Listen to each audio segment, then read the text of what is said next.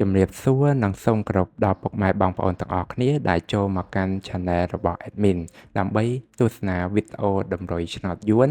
សម្រាប់ថ្ងៃទី30 ខែ 3 ឆ្នាំ 2025 សម្រាប់វេលាម៉ោង 4 កន្លះនិងម៉ោង 6 កន្លះដូច្នេះកុំបង្អង់យូរសូមពុកម៉ែបងប្អូនកលេចមកមើលតម្រុយ2លេខតម្រុយ2លេខ Admin គឺមានលេខ64 67 82 87សម្រាប់ប៉ុស ABCD បន្ទាប់មកគឺខ្ទង់ O ខ្ទង់ O Admin គឺ O នៅខ្ទង់60និងខ្ទង់8សម្រាប់ប៉ុស ABCD ដូចគ្នាបន្ទាប់មកគឺលេខពិសេស Admin គឺមានលេខ026គុណ796គុណនិង521គុណ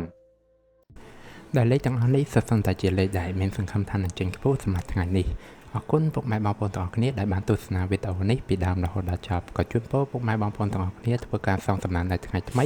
ទទួលបាននូវការហេងឆ្នះចំទាំងអស់គ្នាជាចុងក្រោយ Admin សូមពុកម៉ែបងប្អូនជួយ Like Subscribe និង Share ដើម្បីជាកម្លាំងចិត្តដល់ Admin ផងនិងដើម្បីពុកម៉ែបងប្អូនទាំងអស់គ្នា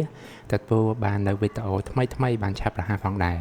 ដូច្នេះ Admin សូមជម្រាបលានិងជួបគ្នានៅវីដេអូក្រោយ